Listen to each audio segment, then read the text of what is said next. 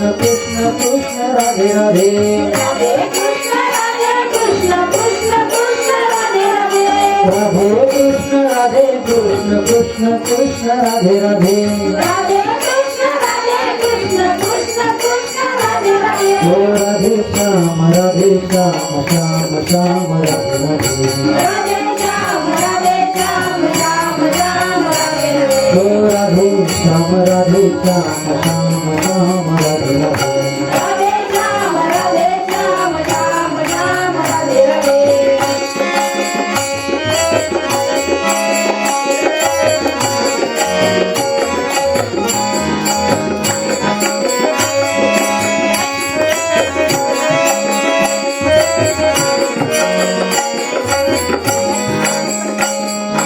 राधे राधे कृष्ण कृष्ण कृष्ण राधे राधे राधे कृष्ण कृष्ण कृष्ण राधे राधे राधे कृष्ण कृष्ण कृष्ण राधे राधे राधे कृष्ण कृष्ण राधे राधे राधे श्याम श्याम श्याम राधे राधे राधे श्याम श्याम राधे राधे ओ राधे राधे श्याम श्याम श्याम राधे श्याम श्याम राधे राधे राधे राधे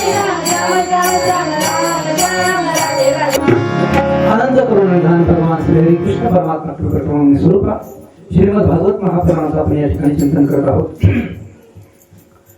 हिरण्यकश्यपूचा प्रसंग आपण पाहत होतो. हिरण्य म्हणजे सुवर्ण म्हणजे संपत्ती आणि या संपत्तीवर ज्याचा डोळा आहे त्याला हिरण्यकश्यप असं म्हणतात. या हिरण्यकश्यपूच्या राज्यामध्ये कोणीही देवाचं नाव घ्यायचं नाही असा दंडक आहे. बंदाने एक हरिभक्त याच्याच वंशामध्ये निर्माण केला की जो अखंड भगवंताचं चिंतन करतो. नारदांच्या आश्रमामध्ये असताना वेगवेगळ्या पारमार्थिक संस्काराच्या माध्यमातून या कयाधू मातेची गर्भधारणा झालेली आणि 1 वर्ष 2 वर्ष नाही सर्वसामान्य मनुष्य बालक जन्माला येण्याच्या करता 9 महिने 9 दिवसांचा कालावधी लागतो. परंतु कयाधू मातेच्या उदरामध्ये असणारा जो गर्भस्थ शिशु आहे हा असामान्य म्हणून त्याची निर्मिती होण्याकरता जवळजवळ 12 वर्षांचा कालावधी लागलेला आहे आणि 12 वर्षापर्यंत गर्भ जो आहे तो त्या मातेच्या उदरामध्ये आहे. नारद महर्षींनी विनंती केल्याच्या नंतर भक्तवर्य प्रल्हादजीचा त्या ठिकाणी जन्म झाला. सर्वसामान्य मनुष्य बालक ज्या वेळेला जन्माला येतो त्यावेळेला नवीन मूल जन्माला आले किती रडत असतो महाराज, बरोबर ना, रडतात आपल्याकडे मुलं. आणि जर ते मूल जर रडलं नाही तर ते डॉक्टर असतील किंवा ते परिचर्या करणारे जे पण असतील ते त्या मुलाला रडवतात. मला आहे ना आपल्याकडे अशी पद्धत, मुलाला पहिल्यांदा रडवलं जातं. कबीरा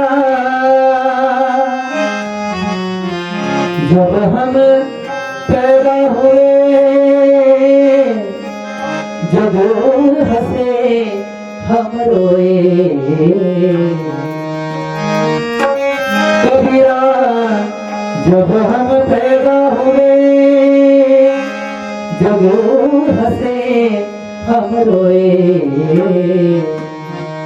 ऐसी करनी कर चलो हम हंसे जग रो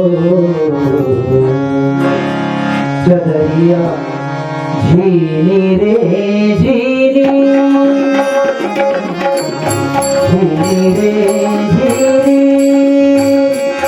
तेरा नाम रखती चदरिया झीनी रे झीनी झीनी राम नाम रखती चदरिया झीनी रे झीनी अष्टकमल का चरखा बनाया 5 तत्व की धूनी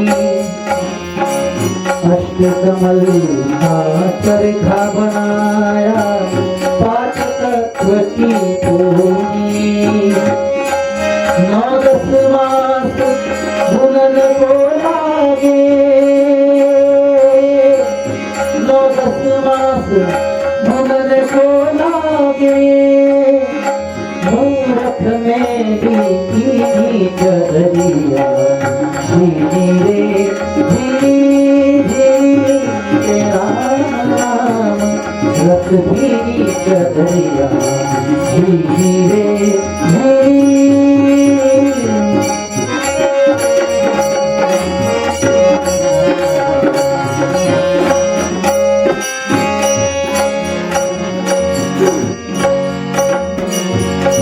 प्रहलाद सुरामाने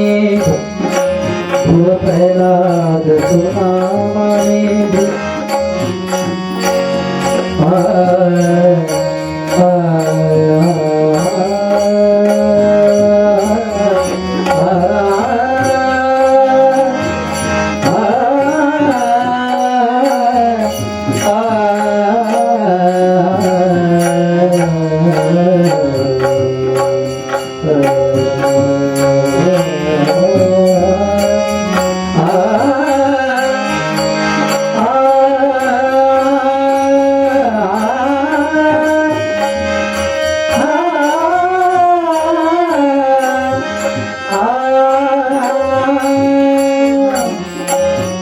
प्रहलाद सुरामाने सुखदेवने निर्मल कीनी।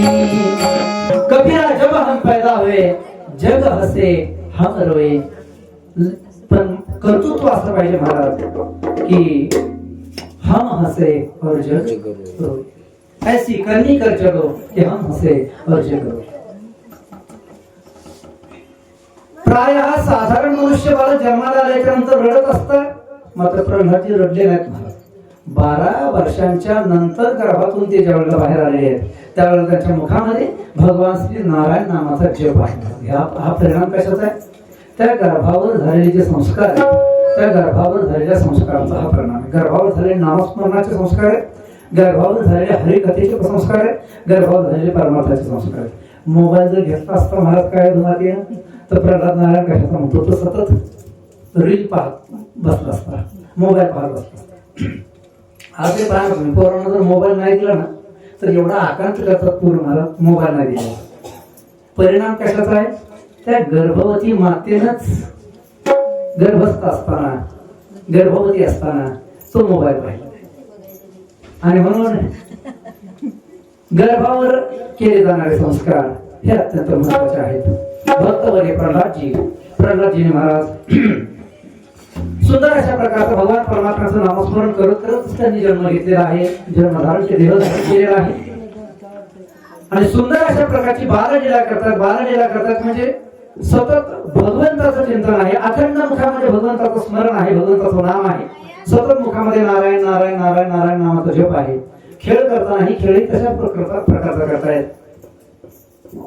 इकडे हिरण्यकश्यप तपश्चर्या करता गेलेला आहे। बऱ्याच वर्षांच्या कालावधीनंतर हिरण्यकश्यप ज्यावेळेला परत आला महाराज त्याने ब्रह्मदेवाकडून वरदान प्राप्त करून घेतलेलं आहे। ब्रह्मदेवाला प्रसन्न करून घेतलं आणि ब्रह्मदेवाला त्यांनी वर मागितला आणि देवा मी तपश्चर्या याच्याकरता केली की मला अमर व्हायचं नाही, मला मृत्यू नको करायचं असतं। ब्रह्मदेवाने सांगितलं दादा तुला अमर जर करायची माझ्यामध्ये सामर्थ्य असतं, तुला जर अमर करायचं सामर्थ्य माझ्यामध्ये असतं तर मलाच जावं लागलं नसतं, मला जावं लागत असतं। कल्प संपल्याच्या नंतर माझंही शरीर मला सोडावं लागतं, मी अमर नाही, मी अमर करू शकत नाही, याच्यापेक्षा दुसरं काहीतरी माग। हिरण्यकश्यप हुशार होता, त्याने सांगितलं म्हणे देवा ठीक आहे चला अमर नाही करता तुम्हाला तर मी मागतो ते द्या म्हणे बोल। त्याने सांगितलं मला देवाकडून मरण नको आणि दानवाकडून मरण नको, मनुष्याकडूनही मरण नको। ब्रह्मदेवाने सांगितलं काय हरकत नाही तथास्तु, थांबा देवा एवढंच नाही, मला घराच्या आतमध्ये मरण नको, घराच्या बाहेर मरण नको, मला जमिनीवर मृत्यू नको, आकाशामध्ये मृत्यू नको, दिवसा मृत्यू नको, रात्रीच्या वेळेला मृत्यू नको। त्याने बऱ्याच प्रकारची वरदान अशी मागून घेतली। ब्रह्मदेवाने विचार केला ठीक आहे तू किती हुशार जरी असला तरी परमात्मा चतुरांचा शिरोमणी आहे, तो निश्चित याच्यातून काहीतरी मार्ग काढेल। ब्रह्मदेवा मला तुमच्या हातून निर्माण झालेल्या कोणत्याच जीवाकडून मृत्यू नको आणि तुमच्या हातून निर्माण झालेला हा जो कालखंड आहे ना या कालखंडामध्ये सुद्धा मला मृत्यू नको नाही। ब्रह्मदेवाने सांगितलं काय हरकत देतात वरदान दिलं मला। वरदान प्राप्त झाल्याच्या नंतर ते हिरण्यकश्यपाला असं वाटलं की बस आता आपण अमर झालो, कारण आपल्याला दिवसा कोणी मारू शकत नाही, रात्री कोणी मारू शकत नाही, दुसरी वेळच कोणती आहे। मला घराच्या आतमध्ये मृत्यू येऊ शकत नाही, बाहेर मृत्यू येऊ शकत नाही, याच्यापेक्षा आणखी दुसरं काय पाहिजे? मला आकाशात मृत्यू नाही, जमिनीवर मृत्यू नाही, म्हणजे याचा अर्थ मी आता अमर झालो अशी त्याची भावना झाली महाराज. आणि भावना झाल्याच्या नंतर त्याचा जो त्रास देणं होतं सत्व या प्रजेला, तो आणखी त्याच्यामध्ये कितीतरी पटीने वाढ झाली आणि सर्व प्रजा ही त्रस्त झालेली आहे. सर्व प्रजा भगवंताला विनंती करते, पृथ्वी माता ही पृथ्वी मातेला सुद्धा पापाचा भार आपण पाहिलं, पापाचा भार पृथ्वीला सहन होत नाही. पृथ्वी माता ब्रह्मदेवाच्या जवळ गेलेली आहे. ब्रह्मदेव मिळून हे सगळे महाविष्णूकडे गेलेले आहेत आणि भगवान विष्णूला सगळेजण प्रार्थना करतात की या दैत्याला मारण्याकरता देवा तुम्हाला काहीतरी केलं पाहिजे. भगवंताने सांगितलं काय हरकत नाही, मी अवतार धारण करेन. आणि इकडं हिरण्यकश्यपूच्या राज्यामध्ये प्रल्हाद चंद्राच्या कलेप्रमाणे वाढायला लागलेले आहेत. आणि वाढत असताना महाराज प्रल्हादाला योग्य वयामध्ये आल्याच्या नंतर शाळेमध्ये टाकण्यात आलं. प्रल्हादाची जी शाळा आहे, आपण जसं मुलांना शाळेमध्ये टाकतो तसं प्रल्हादालाही संस्थेमध्ये टाकण्यात आलं. ती संस्था म्हणजे आसुरांची संस्था, आसुरांची शिक्षण संस्था आहे. त्या आसुरांच्या दैत्यांच्या संस्थेमध्ये प्रल्हादाला टाकण्यात आलं. दैत्यगुरु असणारे शुक्राचार्य, त्या शुक्राचार्यांची 2 मुलं आहेत, षंढ आणि अमर्क, त्या ठिकाणी शिक्षक आहेत. त्यांच्या हाताखाली हा प्रल्हाद त्या ठिकाणी शिकत आहे. पण आसुरांचं शिक्षण काय महाराज?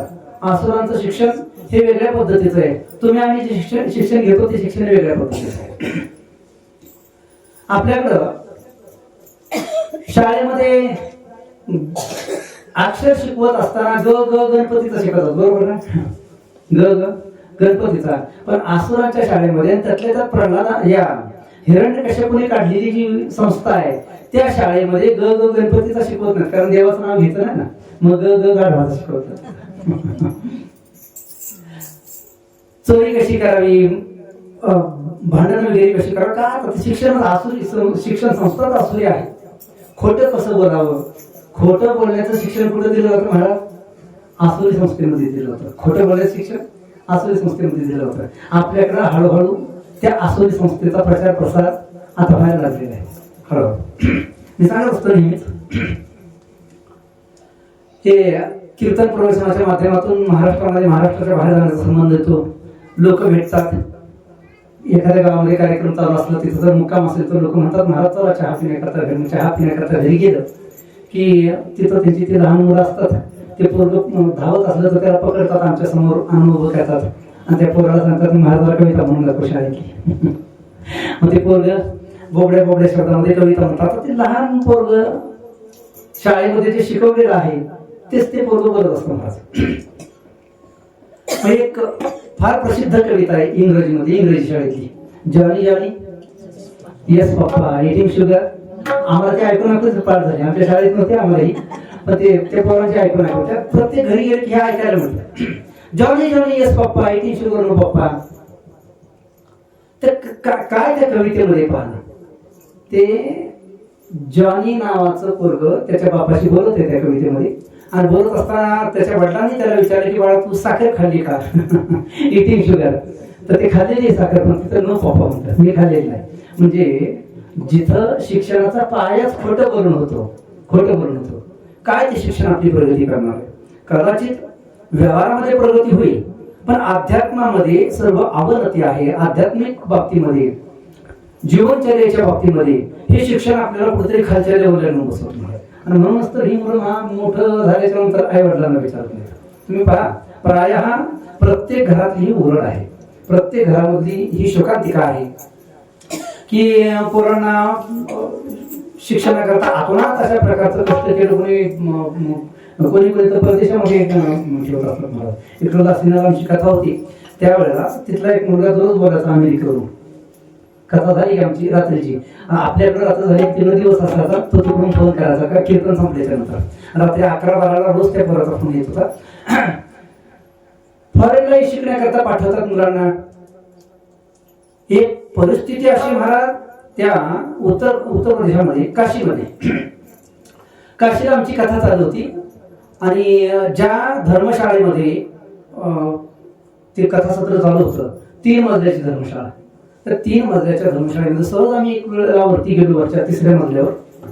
तर तिथं श्रीमंताची काही माणसं त्या ठिकाणी येऊन थांबलेले, खोल्या त्यांनी केलेल्या आणि वृद्ध झालेले, जखड वृद्ध असणारे काही लोक त्यांच्या सेवेमध्ये.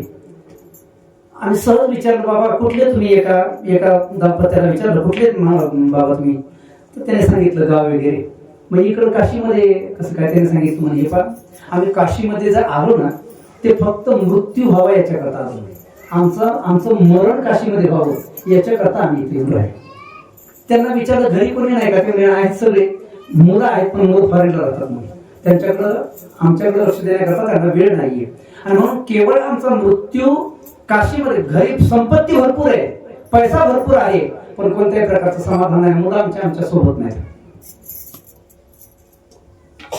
हे शोकांती काय महाराज? हे शिक्षणाचं नीतिमूल्य घसरल्याचं हे प्रतीक आहे.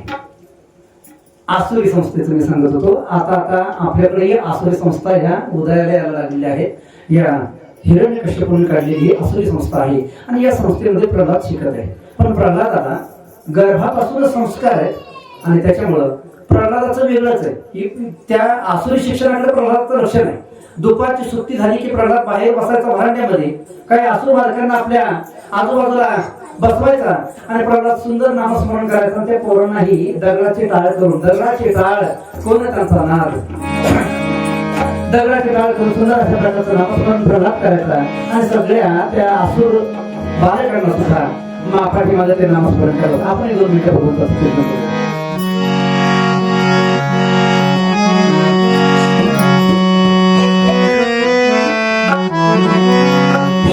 नारायण नारायण हरी हरी, श्रीमन्नारायण नारायण हरी हरी,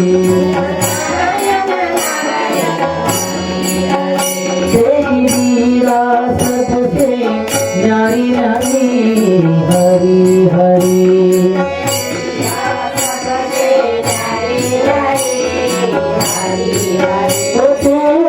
महिमा सबसे न्यारी न्यारी हरी हरी,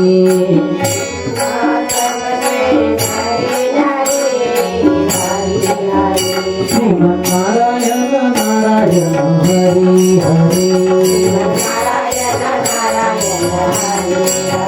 श्रीमन्नारायण नारायण हरी हरी, श्रीमन्नारायण नारायण हरी हरी,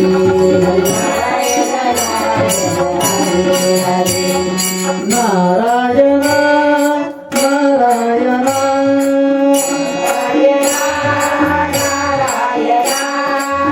ओम नमो नारायण, हरि ओम नमो नारायण, हरि ओम नमो नारायण, हरि ओम नमो नारायण, हरि ओम नमो नारायण, नारायण नारायण ओम नमो नारायण, हरि ओम नमो नारायण, हरि ओम नमो नारायण, श्रीमन्नारायण नारायण हरि हरि, नारायण नारायण हरि हरि, तेरी लीला सबसे न्यारी न्यारी हरि हरि,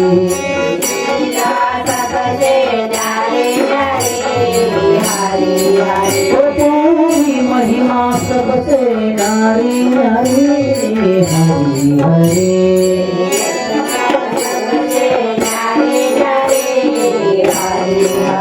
श्रीमन्नारायण नारायण हरि हरि, श्रीमन्नारायण नारायण हरि हरि, श्रीमन्नारायण नारायण हरि हरि, श्रीमन्नारायण नारायण हरि हरि, लक्ष्मी नारायण नारायण हरी हरी सत्यनारायण नारायण हरी हरी श्रीमन्नारायण नारायण हरी हरी हरिमन्नारायण नारायण हरी हरी गोपाल कृष्ण भगवान की प्रल्हादजी स्वतः नामस्मरण करायचे आणि सगळ्या आसुर बालकांना सुद्धा प्रल्हादजी नामस्मरण करायला लावत होते. परिणाम असा महाराज त्या षंड आणि अमरकाने हे पाहिलं आणि पाहिल्याबरोबर त्यांना क्रोध निर्माण झाला. हिरण्यकश्यपूला त्यांनी जाऊन सूचना दिली की महाराज सगळ्या राज्यामध्ये तुम्ही देवाचं नाव घेण्याकरता बंदी केलेली आहे, परंतु तुमचाच मुलगा असणारा प्रल्हाद तो प्रल्हाद स्वतः बिघडलेला आहे, पण तो सगळ्या आसुर बालकांनाही बिघडवत आहे. ताबडतोब प्रल्हादाला राज दरबारामध्ये बोलवण्यात आलं. राज दरबारामध्ये बोलवल्याच्या नंतर हिरण्यकश्यपूने विचारले प्रल्हादा काय शिकवलं तुला? षंडाने अमरकाने असं शिक्षण संस्थेमध्ये तू काय शिकलेला आहेस? त्यावेळेला प्रल्हादजीने सांगितलं हे बाबा मी नवविध भक्तीचं चिंतन केलेलं आहे. श्रवणम कीर्तनम विष्णू स्मरणम पादसेवनम अर्चनम वंदनम दास्यम सख्यमात्मनिवेदनम. श्रवणम कीर्तनम श्रवणम विष्णू पादस्मरणम अर्चनम वंदनम दास्यम. मी 9 प्रकारची भक्ती शिकलो नाही महाराज. त्या 9 प्रकारच्या भक्तीचं नाव काढलं आणि हिरण्यकश्यपूच्या कळपाच्या मस्तकाला गेलेले आहे. अरे म्हणजे हे शिकण्याकरता तुला पाठवलं तुला संस्थेमध्ये. आणि राग आला महाराज हिरण्यकश्यपूने सांगितलं आत्ताच्या आत्ता या पोराला माझ्या नजरेसमोरून दूर करा. त्याला दूर करण्यात आलं. कैलास मातेला सांगितलं हिरण्यकश्यपूने आत्ताच्या आत्ता या पोराला माझ्या समोर मारून टाक म्हणजे याला त्या दुधामध्ये वगैरे विष घालून याला दे. दुधामध्ये विष घालून प्रल्हादाला पिण्याकरता देण्यात आलं. तर महाराज जागो राखे साईया मास के न कोय बारण पाका कसले जोगे गेले होय. ज्याचा व्यवहार भगवान परमात्म्याने केलेला आहे त्याला कोण मारू शकणार आहे? न मोडे काटा हिंडतावन देव राखे त्या मारेल कोण? न मोडे काटा हिंडतावन. पहा जो भक्त आहे भगवंताच्या नामाचा जो सहारा आश्रय घेतलेला आहे अशा हरिभक्ताला कोणत्याही प्रकारचे संकट जरी असले ना तरी संत महात्मे वर्णन करतात भगवंताचं नाम घेतलं की ते संकट दूर होतात. ब्रिजे के नंदलाला राधा जी के सावरिया ब्रिजे के नंदलाला राधा जी के सावरिया सब दुख दूर हुए जब तेरा नाम दिया. सब दुख दूर हुए जब तेरा नाम दिया. बुझ के नंदलाला राधा जी के सावरिया ब्रिज के नंदलाला राधा जी के सावरिया सब दुख दूर हुए जब तेरा नाम दिया.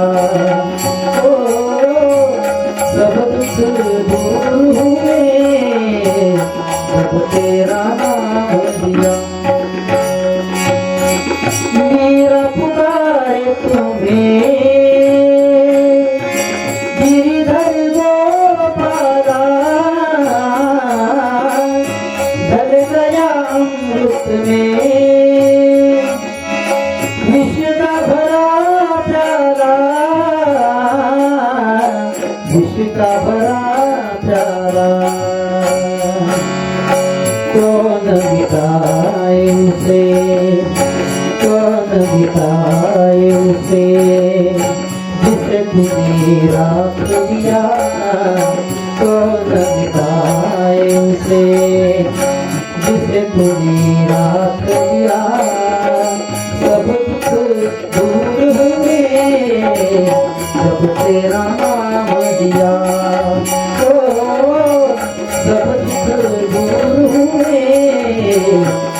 तेरा नाम लिया।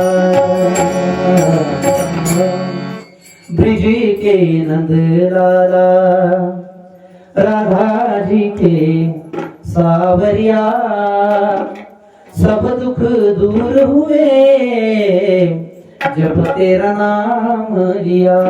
भगवान परमात्म्याचं नामस्मरण करणाऱ्या भक्ताला काय चिंता असणार, मला सब दुःख दूर होईल.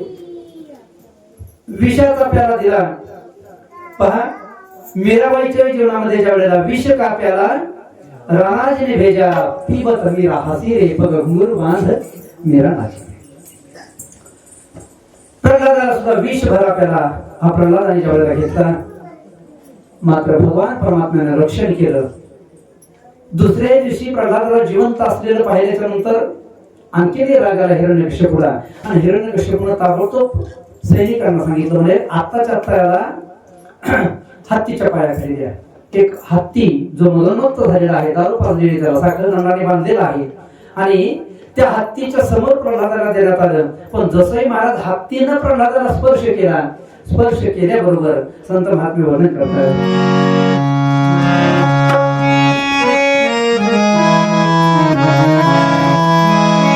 आला शीतळ शांतीचा वारा, आला शीतळ शांतीचा वारा.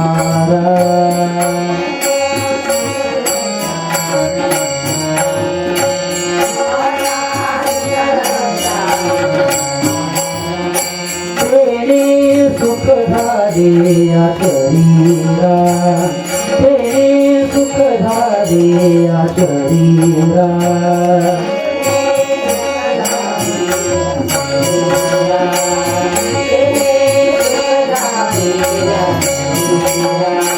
विठला पातळाचा धारा, विठला पातळाचा धारा.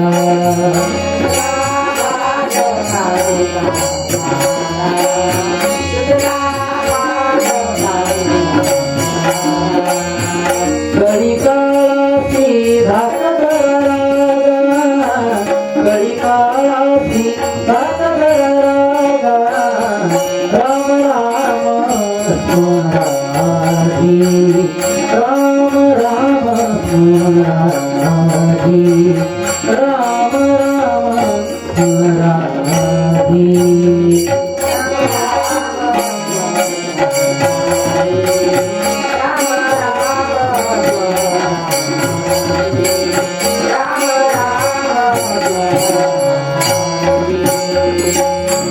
हत्तीने जसा स्पर्श केला, महाराज वर्णन करता संत महात्म्या, आला शीतळ शांतीचा वारा, ते सुख झाले या शरीरा. पिटला पातकांचा थारा, कळी काळाशी धाक झाला रागा. प्रल्हादाच्या शरीराचा स्पर्श झाल्याबरोबर त्या हत्तीच्या ठिकाणी असणारा सर्वच्या सर्व पाप निवृत्त झालेला आहे. त्याची नशा एका धक्क्यामध्ये उतरली आणि त्या हत्तीचाच उद्धार झाला. प्रल्हादाला काही त्रास होण्याच्या ऐवजी हत्तीच उद्धरून गेला. हिरण्यकश्यपूने पाहिलं, महाराज हत्तीच्या समोर सुद्धा याचं काय, म्हणजे हत्तीचं सुद्धा याच्या समोर काही चाललं नाही. हिरण्यकश्यपूने सांगितलं, पण असं करा, तेल उकळवा आणि उकळत्या तेलाच्या कढईमध्ये फेकून, तेल ना काय का याच्या अंगावर टाकू, त्या कढईमध्ये तेला टाका. तेल टाकलं गेलं कढईमध्ये, जाळ लावला त्याला, आणि उकळत असणार कडक असणार ते तेल. पण त्या तेलामध्ये जसंही महाराज प्रल्हादाला टाकलं गेलं, तेलात टाकल्याबरोबर शरीराला याच्याही व्हायला पाहिजे, परंतु जसाही प्रल्हादाचा स्पर्श त्या तेलाला झाला, तसं तो वर्णन करतायत, ते तेल बर्फासारखं थंडगार झालं. महाराज जे उकळत होतं, जे कडत होतं, ते कडत असणार तेल बर्फासारखं थंडगार झालेलं आहे. आणि प्रल्हाद त्याच्यातूनही वाचला. मग हिरण्यकश्यपूने सांगितलं, म्हणाला कड्यावरून फेकून द्या खाली. उंच कड्यावरून त्याचा कडे लोट केला, पण कड्यावरून खाली फेकल्याच्या बरोबर कापसाचा तंतू जसा अलगद जमिनीवर पडावा ना, तसा तो प्रल्हाद खाली पडलेला आहे. त्याच्यानंतर प्रल्हादाला अशा खोलीमध्ये डांबून ठेवण्यात आलं, ज्या खोलीमध्ये सर्प भरलेले आहेत, ज्या खोलीमध्ये सर्प आहेत, विंचू आहेत, अशा सर्प आणि विंचूने खचाखच भरलेली खोली, त्या खोलीमध्ये महाराज या प्रल्हाद देवाच्या वेळेला ठेवण्यात आलं. तुकाराम महाराज वर्णन करतात, ज्याचा अंतःकरण शुद्ध झाले त्याला सर्प आणि विंचू काय करणार.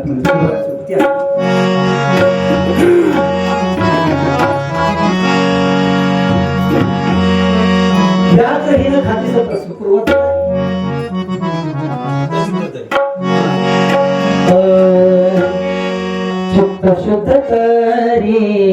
शत्रु मित्र होती शुद्ध शुद्ध करी शत्रु मित्र होती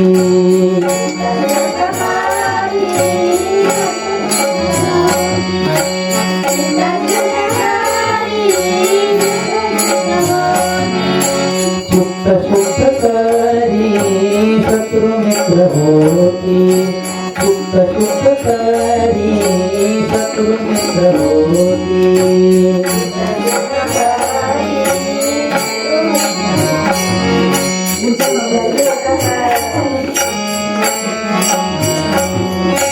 जाग्रहीन खाती सर्पतया जाग्रहीन खाती सर्पतया शुद्ध शुद्ध करी शत्रु मित्र होती शुद्ध शुद्ध करी शत्रु मित्र होती शुद्ध शुद्ध करी शत्रु मित्र होती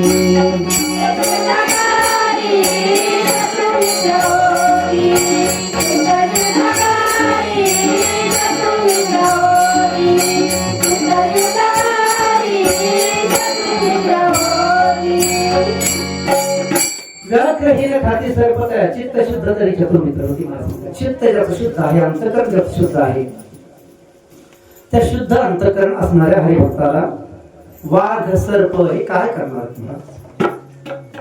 भगवंताने त्याचं रक्षण केलेलं आहे आणि अशा नाना प्रकारच्या यातनांमधून ज्या वेळेला हिरण्यकश्यपूने प्रल्हादाला जिवंत असलेलं पाहिलं एक उपाय शेवटी करायचा ठरला. मला लक्ष दे नाही का प्रल्हादाला मारण्याकरता एक शेवटचा उपाय करायचा ठरलं महाराज.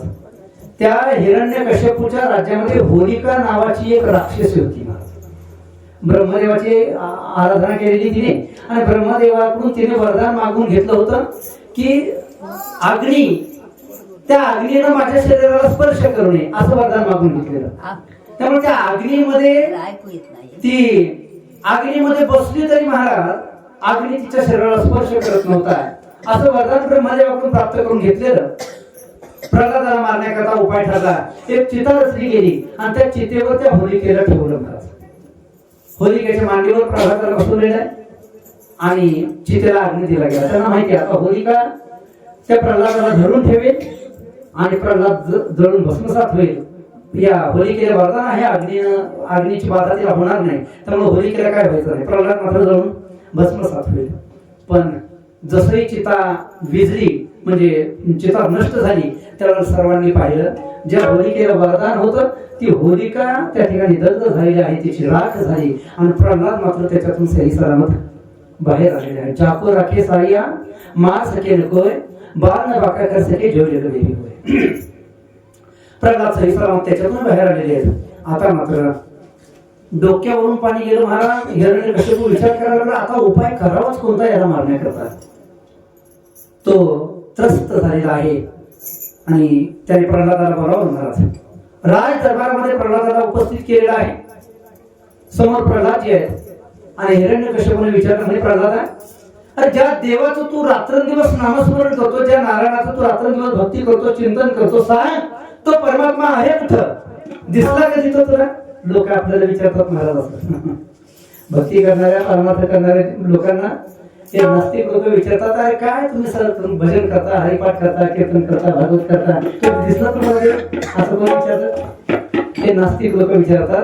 तेच हिरण्यकश्यपूने प्रल्हादाला विचारतात एवढं नामस्मरण करतो त्या देवाचं सारखं नारायण नारायण नारायण नारायण करत असतो सांग तो नारायण कधी तुला दिसला कुठे आहे तो नारायण. प्रल्हाद हसला महाराज आणि प्रल्हादाने सांगितलं म्हणे बाबा तुमचा प्रश्नच विचारणं चुकीचं नाही. प्रश्न चुकीचा विचारला.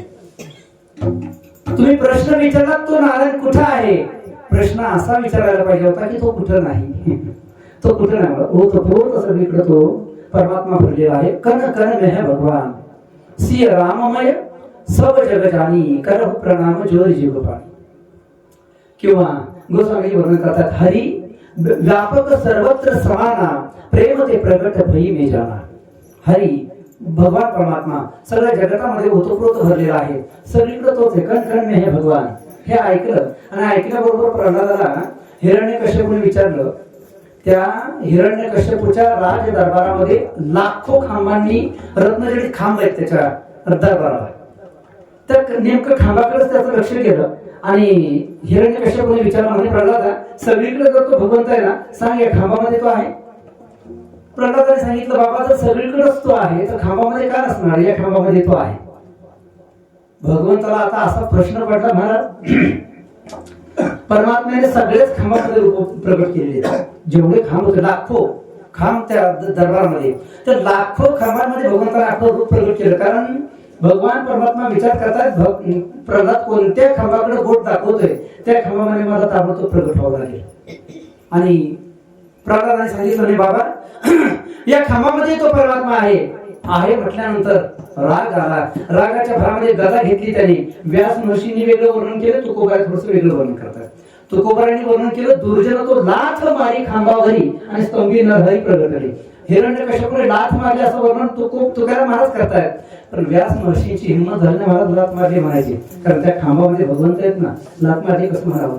म्हणून व्यासांनी सांगितलं, गदेने त्याने प्रहार केला. कशावर? खांबावर.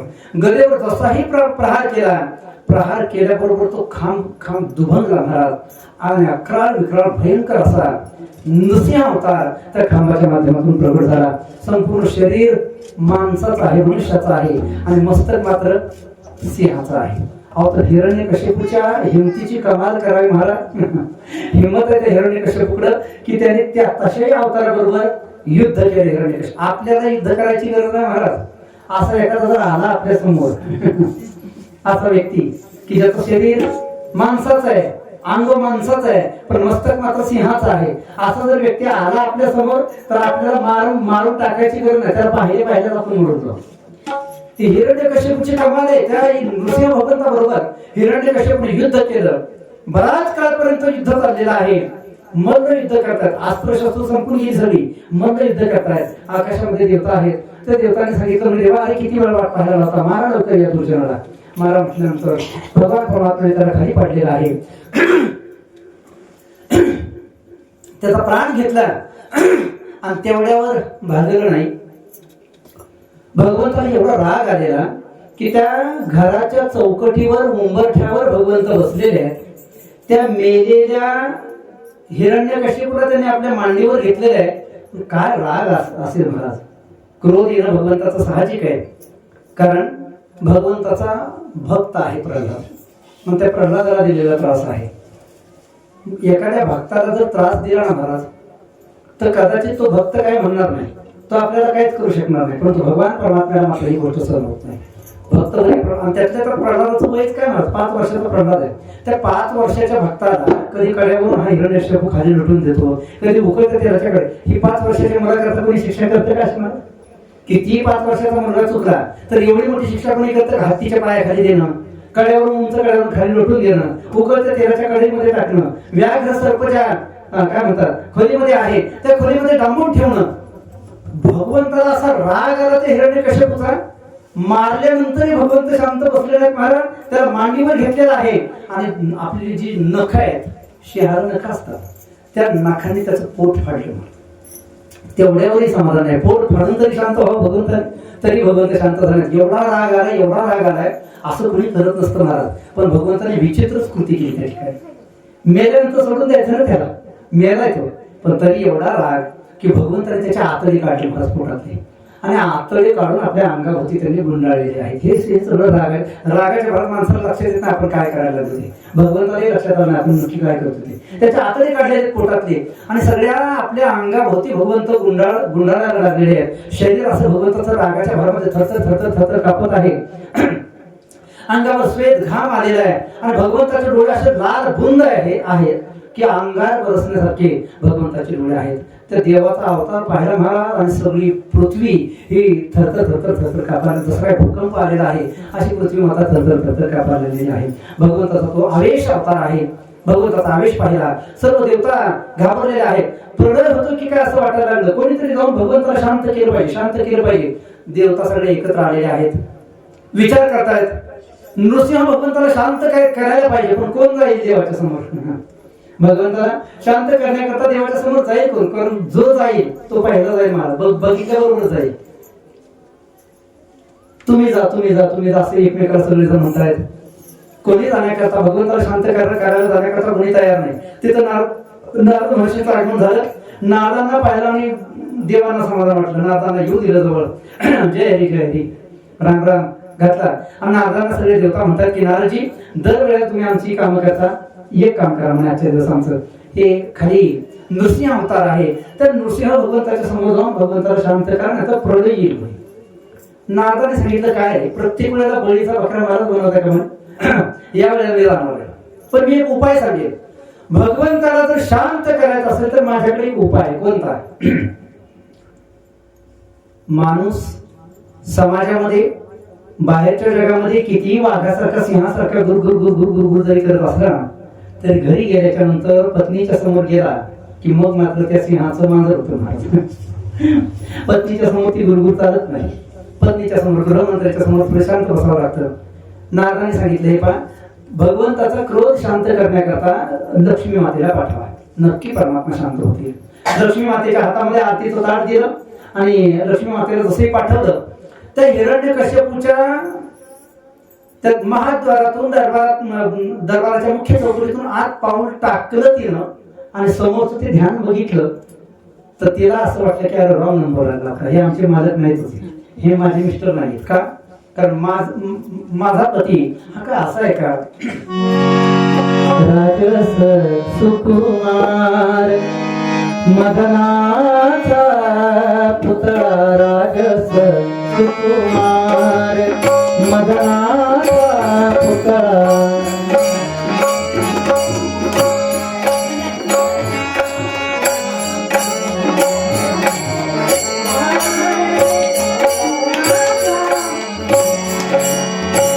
रवी शशिकला लोपनिया, रवी शशिकला लोपनिया, राजस सुकुमार मदनाचा पुतळा, राजस सुकुमार मदनाचा पुतळा, राजस सुकुमार मदनाचा पुतळा. राजस सुकुमार मदनाचा पुतळा रवी शशिकला लोपनिया. भगवान परमात्मा अत्यंत सुंदर आहे दिसण्याकरता. सुंदर ते ध्यान उभे विटेवरी करकटेवरी ठेवून या कानाडा विठ्ठलू कर्नाटक तेने मजला गेला. महाराज वर्णन करतात, पांडुरंग कांती दिव्य तेज झळकती रत्नकिळ फाकती प्रभा. भगवंत अत्यंत सुंदर आहे, नाही काहीतरी वेगळंच स्वरूप दिसत आहे. लक्ष्मी माता मागे आली महाराज. आता देवाला शांत कोण करेल? त्यावेळेला सगळ्या देवतांनी मिळून प्रल्हादाला समोर केलेला आहे आणि प्रल्हादाला पाहिलं भगवंत शांत झालेले आहेत. आणि त्या सिंहाच्या रूपामध्ये नर सिंहाच्या रूपामध्ये भगवंताने प्रल्हादाला आपल्या मांडीवर घेतलेले आणि मांडीवर घेऊन प्रल्हादाच्या मस्तकावरून त्याच्या पाठीवरून भगवान नृसिंह परमात्मा हात फिरवतात. प्रल्हादाला भगवंताने विचारलं, म्हणे प्रल्हादा, माझं नामस्मरण करत असताना माझी भक्ती करत असताना तुला फार मोठ्या यातना भोगाव्या लागल्या, तुला जर काय मागायचं असेल तर मागून घे, वरमगृही वरमगृही. प्रल्हादाने सांगितलं, म्हणे देवा, तुमच्याकडून काय मागावं याच्याकरता थोडी तुम्ही भक्ती केली, मला तेव्हा काही नको. भगवंत म्हणतात, नाही, काहीतरी तुला मागावंच लागेल. माझ्या या भक्ती तुझ्या या भक्तीच्या ऋणातून उतराई होण्याकरता मला तुला काहीतरी द्यावंच लागेल. माग काहीतरी मागून घे, काहीतरी मागून घे. प्रल्हादाने सांगितलं, म्हणून देवा काहीच नको, मी एक तर 5 वर्षाचा आहे, काय मागावं मला याचं ज्ञान नाहीये, मी भलतच काय मागून बसलो तर माझी फसगत होईल. म्हणून देवा मला तुमच्याकडून काही नको, तुमचं नाम माझ्या मुखामध्ये जे अखंड आहे ना, हे असंच अखंड मुखामध्ये तुमचं चिंतन असू द्या, नाम असू द्या. त्या नामाचा माझ्या जीवनामध्ये मला कधी विसर नको पडू देऊ देवा. हे दान देगा देवा, तुझा विसर न व्हावा, तुझा विसर होऊ नये एवढं दान मला दे. भगवंत सांगतात, म्हणजे प्रल्हादा, नाही, काही ना काहीतरी तुला मागावंच लागेल. नावेला झालं महाराज. प्रल्हादजी स्वतःच भगवंत विनंती करतात म्हणून प्रल्हादजीने मागून घेतलं. म्हणजे देवा ठीक आहे, चला तुम्ही माग म्हणता ना म्हणून मागतो, खरं तर मला मागण्याची अपेक्षा नाही, पण तुमच्यासाठी मागतो. देवा खरंच तुम्ही माझ्यावर प्रसन्न आहेत? म्हणे हो प्रसन्न आहे. मग मागू तुम्हाला माग. भगवंत ते प्रल्हादाने समोर बापाचं प्रेत पडलेलं आहे, त्या प्रेताकडे पाहिलं महाराज. भगवंताने पोट फाडलं होतं तुमचं आणि पोट फाडून आतडे बाहेर काढलेले आहेत, रक्ताच्या थारोळ्यामध्ये ते प्रेत पडलेलं आहे. प्रल्हादाने त्या प्रेताकडे पाहिलं आणि डोळ्यातून अश्रू पाहत आला. डोळ्यातून अश्रू उघडायला लागले, कारण भक्त आहे, अंतःकरण द्रवीभूत झालेलं आहे. नेत्रातून अश्रुपात झाला. भगवंताकडे पाहतायत आणि भगवंताला सांगितलं, नाही देवा, मला माहिती आहे तुम्ही माझ्याकरता या लोकांमध्ये आलात आणि इथं आल्यानंतर दुष्टांचा संहार करणं हे तुमचं कार्य आहे. म्हणून माझे पिताजी, माझा बाप हा दुर्जन होता, दुष्ट होता आणि म्हणून त्याच्याकरता तुम्ही त्यांना मारलं, ही मला गोष्ट मान्य आहे, काय हरकत नाही देवा. पण माझं एक मागणं आहे तुमच्याकडं की मृत्यूच्या पश्चात माझ्या वडिलांची दुर्गती होऊ नये, त्यांना सद्गती प्राप्त व्हावी. भगवंत ढसाढसा रडले महाराज. भगवान परमात्म्याने विचार केला, अरे काय भक्ताचं अंतःकरण असेल, आणि म्हणून तर हरिभक्ताच्या अंकित देव असतो महाराज. सगळ्या जगाला आपल्या ताब्यामध्ये ठेवणारा देव हा भगवान भक्तांच्या ताब्यामध्ये असतो. का? कारण भक्तांची वृत्ती तशी आहे.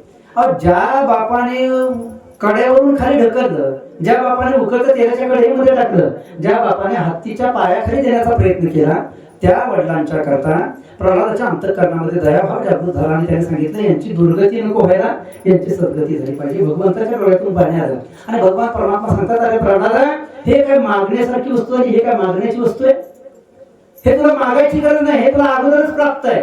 वरती पहा म्हणे. आणि वरती पाहिल्यानंतर प्रल्हादाने पाहिलं महाराज, काय दिसलं त्याला वरती. हरिपाठामध्ये ज्ञानोबारांनी त्याचं चिंतन केलेलं आहे. मातृ पितृ भ्राता सगोत्र अपार आणि चतुर्भुज. एक विमान चालले महाराज वरती, प्रल्हादाने पाहिलं आणि त्या विमानामध्ये प्रल्हादाचे सगळे कुटुंबीय, त्याचे सगळे नातेवाईक त्या विमानामध्ये बसलेले आहेत, त्याचे सगळे पूर्वज विमानामध्ये बसलेले आहेत आणि सगळ्या पूर्वजांना विष्णूचं स्वरूप प्राप्त झालेलं आहे आणि त्या विष्णूच्या स्वरूपाने सगळे वैकुंठ लोकाला चाललेले आहेत. भक्त हे प्रल्हादाने ते पाहिलं. भगवान परमात्म्याने दृढ आलिंगन दिले प्रल्हादाला आणि काय माग म्हणे प्रल्हादा.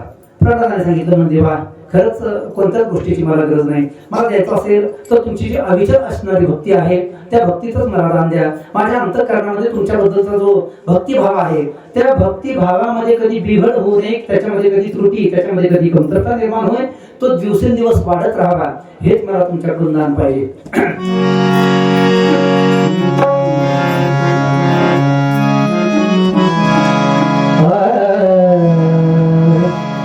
हे दान देगा देवा, हे दान देगा देवा,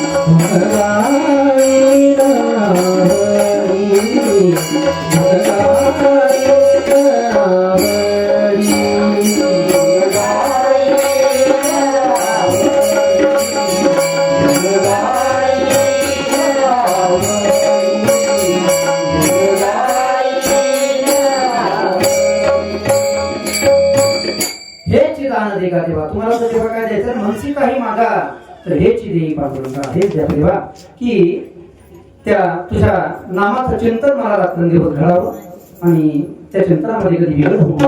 भगवंता तुम्हाला द्यायचं असेल तर हेच मला दान द्या. भगवंताने प्रल्हादाला ते दान दिलं महाराज आणि प्रल्हादाला वरदान देऊन भगवान श्री नृसिंह परमात्मा त्या ठिकाणी अदृश्य झालेले आहेत. पुढे जी कथा येते ती समुद्र मंथनाची कथा येते. ती कथा आपल्याला 2 मिनिटं सांगितली.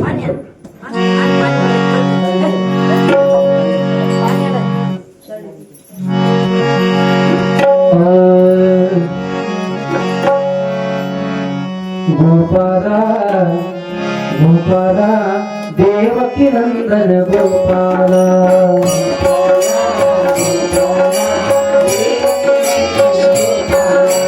गोपाला गोपाला देवकी नंदन गोपाला,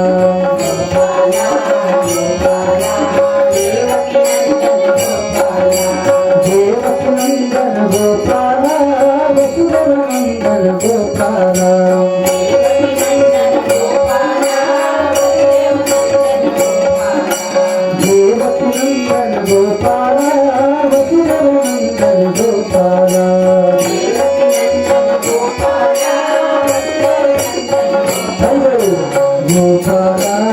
गोपाला देवकी नंदन गोपाला, गोपाला गोपाला देवकी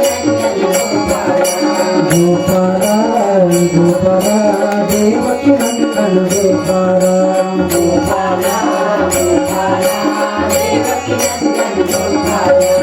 देवकी नंदन गोपाला वसुदेव नंदन गोपाला,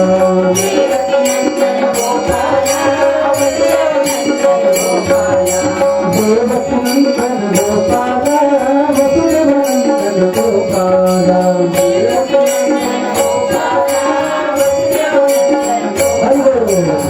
गोपाला गोपाला देवकी नंदन गोपाला, गोपाला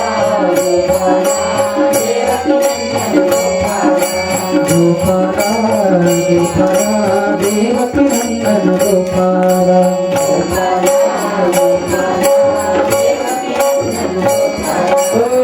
नंदन गोपाला यशोदा नंदन गोपाला,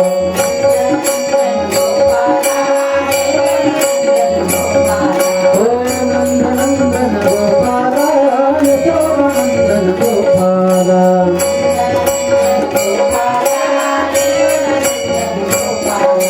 गोपाला गोपाला देवकी नंदन गोपाला, गोपाला गोपाला देवकी नंदन गोपाला, गोपाल कृष्ण भगवान की भक्त बरे प्रल्हादाला वरदान देऊ भगवान नृसिंह परमात्मा त्या ठिकाणी अदृश्य झालेले आहेत. भगवंताचा तो नृसिंह अवतार भगवंताने संपवलेला आहे. आणि याच्यानंतर कथा येते ती समुद्र मंथनाची कथा येते. एक वेळेला दुर्वास मुनी ब्रह्मलोकामध्ये गेल्याच्या नंतर ब्रह्मदेवाने एक सुंदर अशी पुष्पमाला, मात्र ते आपल्या मृत्यू लोकामध्ये पृथ्वीवर मिळणारी फुलं नाहीत महाराज, सत्य लोकांमध्ये मिळणारी दिव्य अशा प्रकारची फुलं आहेत जी कधी न सुकणारी आहेत. अशा कधीही न सुकणाऱ्या फुलांची एक माळ, फुलांचा एक हार त्यांनी या दुर्वाजींना दिला महाराज. दुर्वाजींनी तो हार पाहिला आणि विचार केला की मी तर त्यागी आहे, मला या हाराचा काय उपयोग आहे.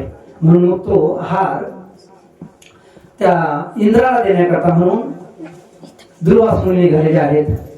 स्वर्ग लोकाला आले आणि स्वर्ग लोकामध्ये आल्याच्या नंतर ऐरावतामध्ये पालखीमध्ये निघालेला तो इंद्राकडे त्यांनी पाहिला आणि इंद्राच्या दिशेने तो हार भिरकावलेला आहे. इंद्राला तो हार दिला. इंद्राने तो फुलांचा हार पाहिला आणि इंद्र विचार करायला लागला, एवढी मोठी संपत्ती माझ्याकडे, एवढे मोठे राज ऐश्वर्याचा मी धनी आहे आणि मला ही साधारण फुलाची माळ काय करायची. त्याला राग आला. तर ती माळ चुरगाळली महाराज आणि चुरगाळून खाली फेकून दिली.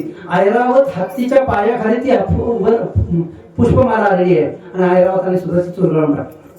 दुर्वासाने ते पाहिलं आणि पाहिल्याबरोबर राग आला आणि इंद्राला ताबडतोब शाप दिला की इंद्रा, ऐश्वर्याच्या मधामध्ये एवढा उन्मत्त झालास ना, आत्ताच्या आत्ता तुझी संपत्ती समुद्रामध्ये बुडून जाईल. आणि इंद्राची सगळीच्या सगळी संपत्ती समुद्रामध्ये बुडून गेली. इंद्र ऐश्वर्यहीन झालेला आहे. ब्रह्मदेवाकडे तो गेला. ब्रह्मदेवाला त्याने विचारलं, म्हणजे देवा, आता ती संपत्ती परत प्राप्त करायची असेल तर मला काय करावं लागेल? ब्रह्मदेवाने सांगितलं, समुद्राचं मंथन करावं लागेल. आणि मग समुद्र मंथन करण्याकरता देव आणि दैत्य या दोघांनी फार मोठ्या प्रकारचा उपक्रम केलेला आहे. तो उपक्रम करत असताना देव आणि दैत्य दोघांनी ठरवलं आपण समुद्राचं मंथन करायचंय. आणि मंथन केल्याच्या नंतर समुद्रातून निर्माण होणारे जे काही पदार्थ आहेत ते पदार्थ दोघांच्या मध्ये आपण विभागून घ्यायचे. जे काही निर्माण होईल समुद्र मंथनाच्या माध्यमातून ते देवानी काही दैत्यानी काही असं दोघांनी विभाजन करून घ्यायचं. आणि ठरलं मला मंथन करण्याचा मुहूर्त निश्चित केला. मंथन करण्याकरता सगळेजण समुद्राच्या किनाऱ्यावर आलेले.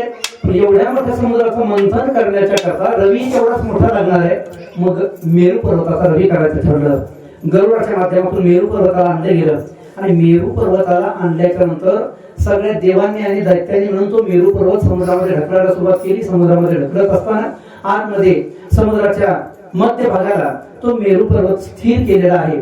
आणि स्थिर केल्याच्या नंतर जेव्हा मंथन करायचंय तर मंथन करण्याकरता आता अलीकडच्या काळामध्ये मंथन करण्याची जी प्रक्रिया आहे ना ही फक्त व्याख्येमध्ये सीमित आहे. फक्त व्याख्याच त्याची आपल्याला करता येईल. मंथन म्हणजे नक्की काय, घुसळण म्हणजे कशाला म्हणतात हे कालांतराने व्याख्येमध्ये सांगावं लागेल. कारण आज मला तुमच्याकडे असेल मिक्सरमध्ये ते दोन्ही वेगळे जर काढायचं असेल तर मिक्सरमध्ये काढतात. आता मंथन काही वेगळी करत बसत नाही. मंथन करण्याकरता 2-4 वस्तूंची आवश्यकता असते. एक तर ते मंथनाकरता लागणारं पात्र, काय म्हणतात तिकडे त्याला, ते खाली मंथन घुसळण्याकरता जे असतं काय म्हणतात त्याला, धातूचं पात्र असतं ते असं भांड,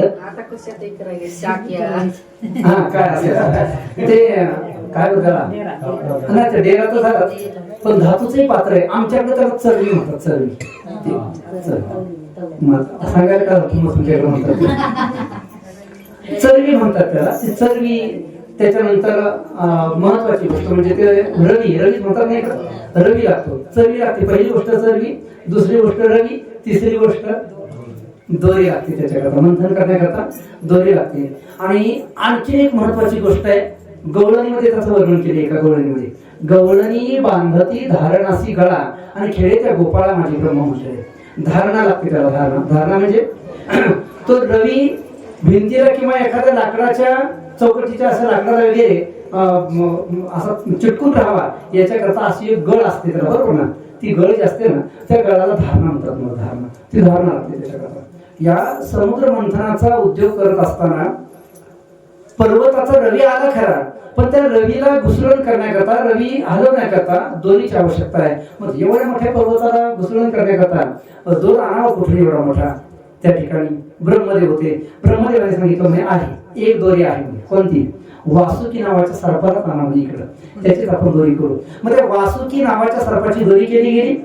एका बाजूला दैत्य आहेत आणि एका बाजूला देव आहेत. दोघांनी ती घुसळण करायला सुरुवात केली. आणि घुसळण करत असताना त्या समुद्र मंथनाच्या माध्यमातून जे जे काही पदार्थ निघाले ना महाराज, ते पदार्थ निघाल्याच्या नंतर काय काय निघालं एका मंगलाष्टकामध्ये त्याचं वर्णन आहे.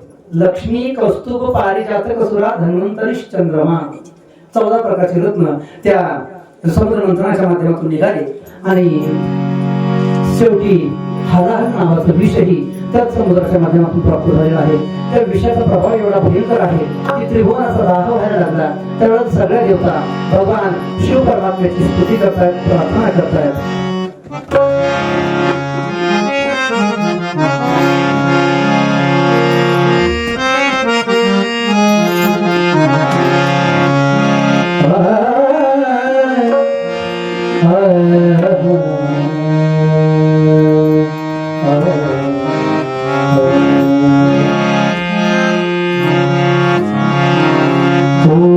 शिवाय ओम नमः शिवाय ओम नमः शिवाय.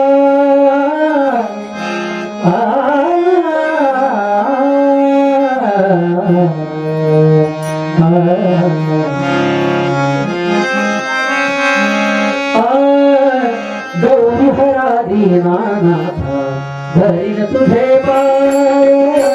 गौरी हरा दीनानाथ धरीन तुझे पाय. गौरी हरा दीनानाथ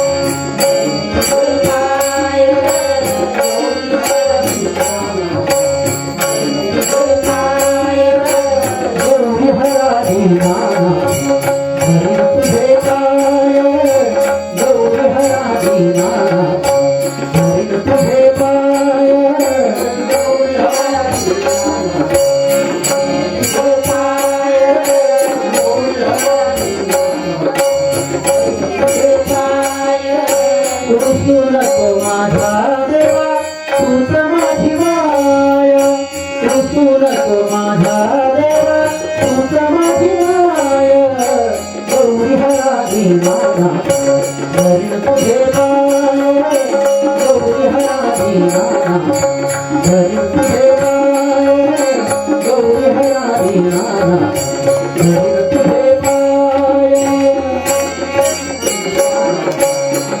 तुझे पाय गौरी हरा दीनाना धरी तुझे पाय गौरी हरा दीनाना तुझे पाय कृपावंत म्हणती तुझरा थोर थोर संत कृपावंत म्हणती तुझरा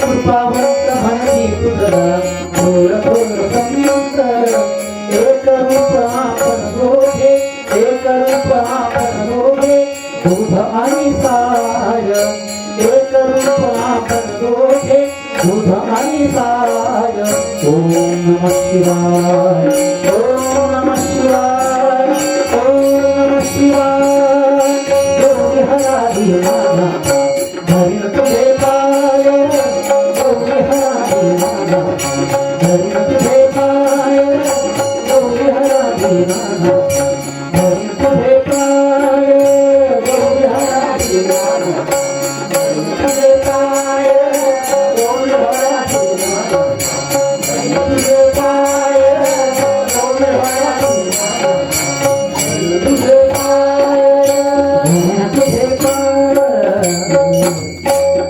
भगवान शिव परमात्म्याची स्तुती केली सर्व देवतांनी भगवान शंकराने त्या हाताने विष प्राशन करून घेतलं आणि ह्या सगळ्या जगताचा या संकटातून भगवान परमात्म्याने भगवान शिव परमात्म्याने सगळ्या जगताला वाचवलेला आहे सर्व देवतांनी भगवंताची स्तुती केली समुद्र मंथनाचा एक प्रसंग या ठिकाणी समाप्त होतो आहे पुढे वामन अवताराचं चिंतन या स्कंदामध्ये येतं तो वामन अवताराचा प्रसंग आपण उद्याच्या